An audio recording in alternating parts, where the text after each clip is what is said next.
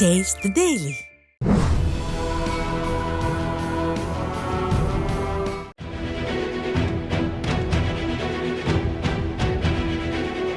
December 2024 நிலவரப்படி மத்திய பொதுத்துறை நிறுவனங்களில் கிட்டத்தட்ட 86% இயக்குனர் பதவிகள் காலியாகவே இருப்பதாக புள்ளி விவரங்கள் தெரிவிக்கின்றன.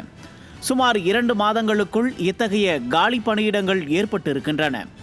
மத்திய அரசு பொதுத்துறை நிறுவனங்களில் சுதந்திர இயக்குனர் பணியிடங்களில் 86% பணியிடங்கள் உள்ளன. அதாவது 750 பணியிடங்களில் 648 பணியிடங்கள் காலியாக உள்ளன. கடந்த 3 மாதங்களுக்குள்ளாகவே இந்த காலி பணியிடங்கள் ஏற்பட்டிருக்கிறது.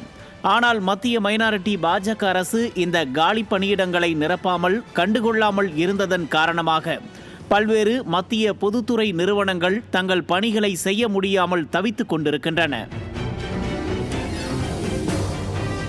இந்த சிக்கலை தீர்க்க தற்போதுள்ள அதிகாரப்பூர்வமற்ற இயக்குநர்களின் பதவி காலத்தை நீட்டிக்க மத்திய அரசு திட்டமிட்டிருக்கிறது என்ற செய்தியை பார்க்கும்போது இதன் பின்னணியில் பாஜக பயனடையும் விவகாரம் ஏதேனும் இருக்குமோ என்று சந்தேகம் ஏற்படுகிறது. நிறுவன நிர்வாக தரங்களை நிலைநிறுத்துவதிலும் பங்குதாரர்களின் நலன்களை பாதுகாப்பதிலும் இயக்குநர்கள் முக்கிய பங்கு வகிப்பதால் இந்த காலி பணியிடங்களை நிரப்ப வேண்டியது அவசியமானது. சட்டப்பூர்வ இணக்கத்தை மேற்பார்வையிடும் தணிக்கை குழுக்களிலும் அவர்கள் குறிப்பிடத்தக்க பங்கை வகிக்கிறார்கள். மேலும் இந்த இயக்குநர்கள் பொதுவாக 3 ஆண்டு காலத்திற்கு சேவை செய்கிறார்கள். அதே சிபிஎஸ்இக்குள் கூடுதலாக 3 ஆண்டுகள் நீட்டிக்க விருப்பத்துடன் இருப்பினும் அவர்கள் 6 ஆண்டுகளுக்கு மேல் ஒரே குழுவில் தொடர அனுமதிக்கப்படுவதில்லை.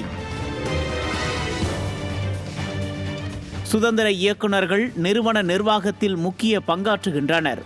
மேலும் மைனாரிட்டி பாஜக அரசு தற்போதைய இயக்குநர்களின் பதவிக்காலத்தை நீட்டிக்கவும் தகுதி மற்றும் அனுபவமும் வாய்ந்த இயக்குநர்களை தக்க வைக்கவும் தவறிவிட்டதால் 11 ஆண்டுகால மைனாரிட்டி பாஜக ஆட்சியில் பொதுத்துறை நிறுவனங்கள் அவல நிலையை அடைந்திருக்கின்றன. நாட்டை பாழாக்கி கொண்டிருக்கும் நிர்வாகத்திறனற்ற பாஜகவை நாடாளுமன்றத்திற்கு சென்ற 40 எம்பிக்கள் ஏன் எதிர்த்து கேள்வியே கேட்கவில்லை? 2017-2018 ஆண்டிற்கான தரவின்படி இந்தியாவின் சில முக்கிய பொதுத்துறை நிறுவனங்கள் மிகுந்த இழப்புகளை சந்தித்துள்ளன. BSNL, ஏர் இந்தியா போன்ற மத்திய பொதுத்துறை நிறுவனங்கள் பல்வேறு சிக்கல்களை சந்தித்துக் கொண்டிருக்க காரணமாக இருக்கும் இந்த பாஜக அரசை ஏன் திமுக உள்ளிட்ட கட்சிகள் எதிர்த்து கேள்வி கேட்பதில்லை என்பதுதான் இங்கு ஆச்சரியமாக இருக்கிறது. செங்கோல் ஆட்சி என விளம்பரம் செய்து வரும் மைனாரிட்டி பாஜக 10 ஆண்டுகளில் 25க்கும் மேற்பட்ட பொதுத்துறை நிறுவனங்களை சிதைத்துவிட்ட நிலையை கேட்கக்கூட திராணியற்று இருக்கிறது இந்த திமுக அரசாங்கம்.